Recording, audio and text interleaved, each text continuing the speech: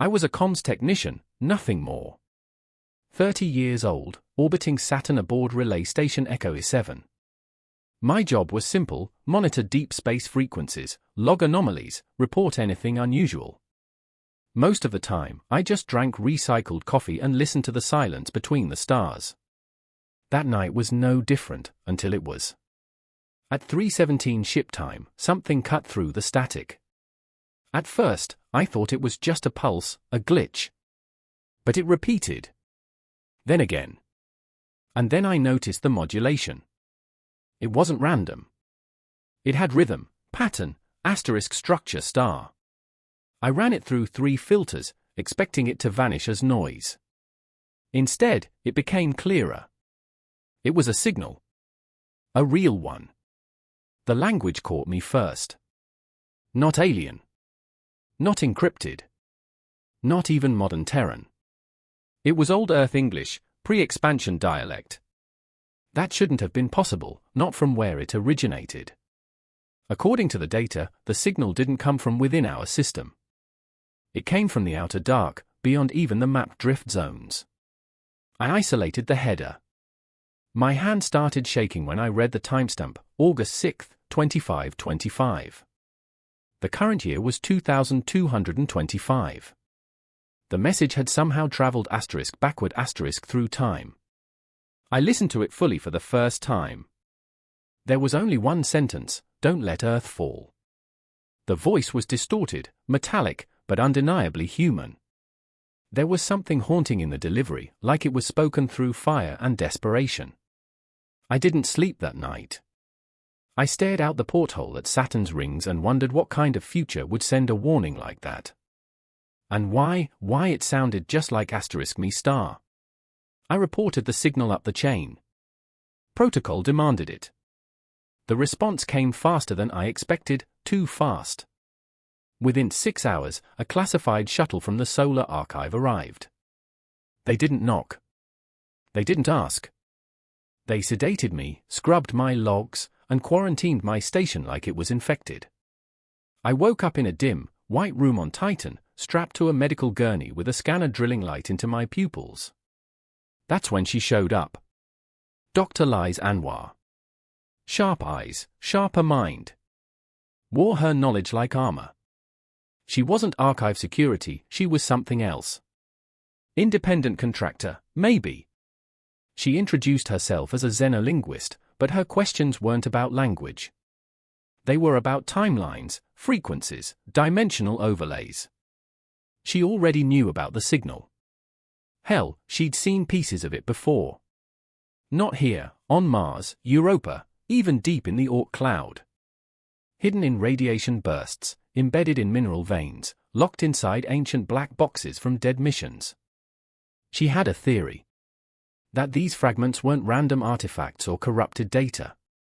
They were coordinated. Like breadcrumbs left by something, or someone looping through time. I showed her the waveform I captured. Her face went pale.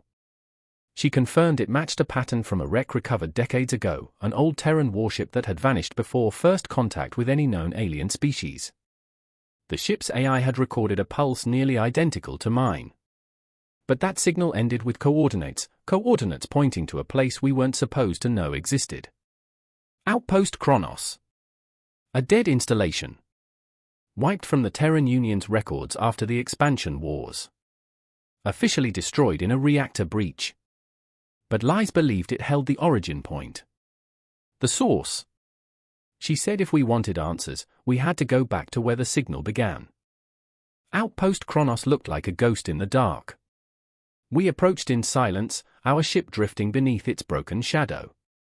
The station was massive, old Terran military design, all sharp edges and brutal intent. It hadn't been destroyed. It had been erased star. Systems offline, no beacon, no transponder. It wasn't just abandoned, it had been buried in the void. Docking was a gamble. The outer airlock still worked, barely. Inside, the corridors were frozen, silent, entombed in layers of ice and dust. Power cells flickered when we rerouted life support. Emergency lights groaned to life, casting the whole place in a red haze like blood in water. Lies led the way. She knew what we were looking for, a specific sublevel beneath the command core. Something not listed in any of the original schematics. We found it behind a false wall, protected by layered security we had to brute force with a quantum bypass rig. What we uncovered didn't belong to any known era of human engineering. A chamber, spherical, reinforced, humming faintly. And in its center, a machine. Unlike anything I'd ever seen. Human in shape, maybe, but wrong. Wires like veins, surfaces too smooth, edges that seemed to curve differently depending on where you stood. It pulsed once when we entered, reacting to us. Or, it may be just to asterisk me star. As I stepped forward, I felt something shift inside me. A pressure, a memory I didn't have. Flashes, Earth burning, rebuilt, burning again. Ships folding space like origami. My own voice, distorted, screaming into a microphone as fire closed in. It wasn't a memory. It was a asterisk future star. One I hadn't lived yet. And at the center of it all, the machine spoke in fragments. Only one word came through clearly. Loop. We didn't leave Kronos. We couldn't. Not after what we'd seen.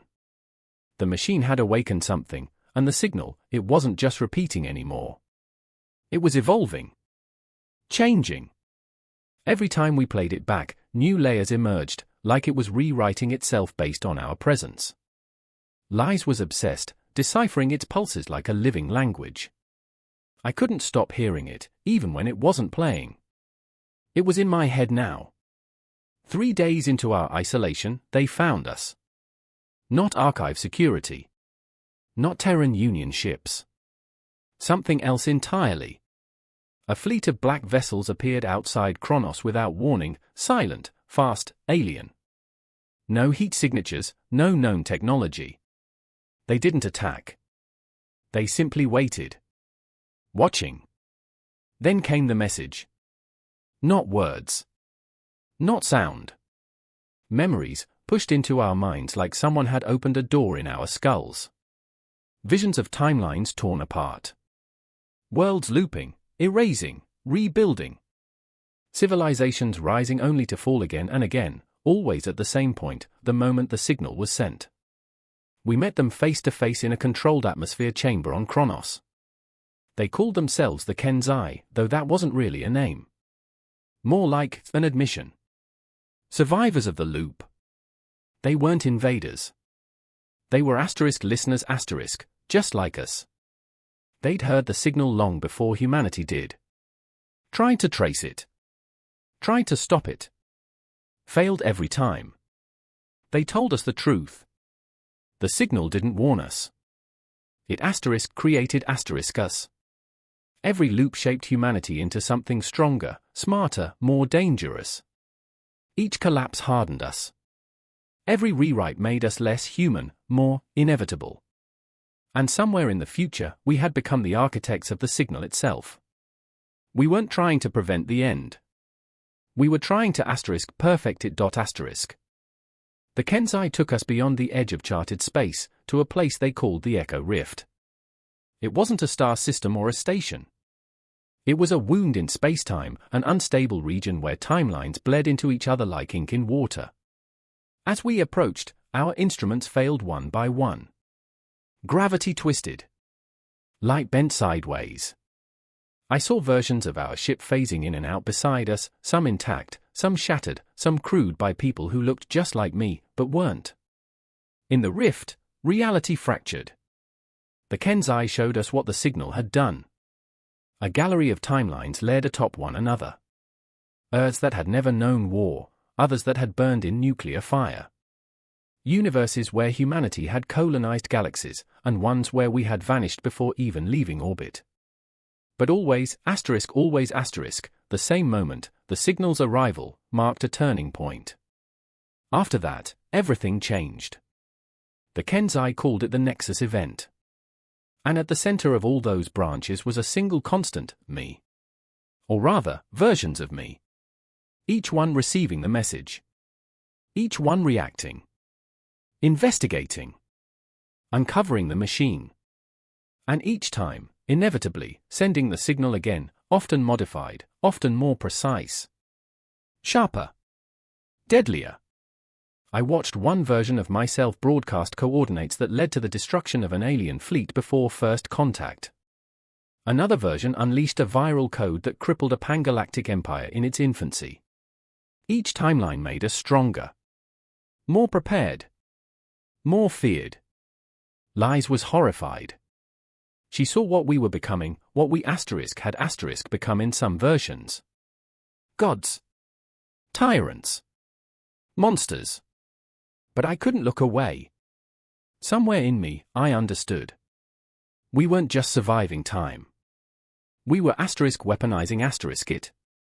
We returned to Chronos in silence, trailing behind the shadows of 1,000 possible futures.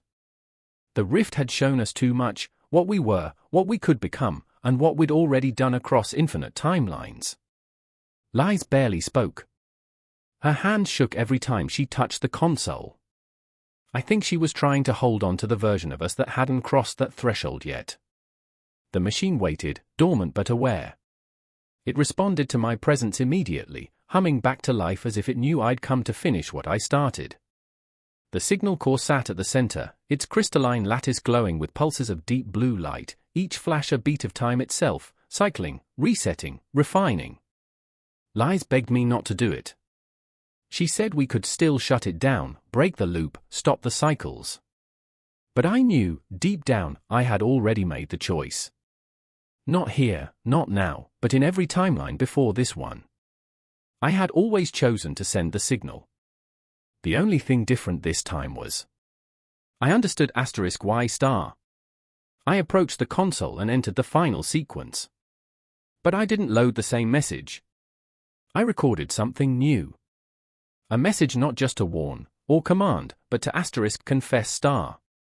Not a call to arms. A reckoning. This is Caleb Wren. I broke time. And I'm sorry. I encrypted the new signal, locked it to a multidimensional carrier wave, and severed the return loop. Once it launched, it couldn't come back. No more fragments. No more resets. The moment I pressed transmit, the machine shattered. Not violently. Elegantly. Like a glass sculpture dissolving into light. The loop collapsed. For the first time in countless cycles, the future was unwritten. I woke up on Echo 7 with a splitting headache and no memory of how I got there. No sign of Lies. No logs of Chronos. No mention of the Kenzai, the rift, or the machine. The station was clean. Pristine. Almost *2 perfect. My last transmission before blacking out was gone from the system. It was like none of it had happened. And yet, I remembered everything. I checked the solar archives. No record of Outpost Chronos. In fact, there never had been one. The expansion war had ended peacefully. The Terran Union was still intact. Earth was scarred, but thriving. There were no fractured timelines, no collapsing dimensions. Just a fragile, living present. Still, I couldn't shake the feeling that something was missing. Or someone. That's when I found it, buried in the comm buffer. A low-frequency ping, almost too faint to register. No ID tag. No sender. Just a 5-second loop of static followed by a voice. My voice. This is Caleb Wren. The future is listening. No directives. No coordinates. Just a whisper. A spark. And then it stopped. Over the following weeks, small things began to change. A Martian trade route that hadn't existed was suddenly there. A medical breakthrough reported months before its actual development. A new generation of ships based on tech no one could explain. I started seeing other signals too, messages, discoveries, subtle shifts. Not from me. From others. People waking up to something they couldn't quite name. Listeners. I didn't try to explain it anymore. Not to myself, not to anyone. Because I finally understood. The signal didn't just change time. It changed asterisk us star. And now, for the first time, we're not repeating history.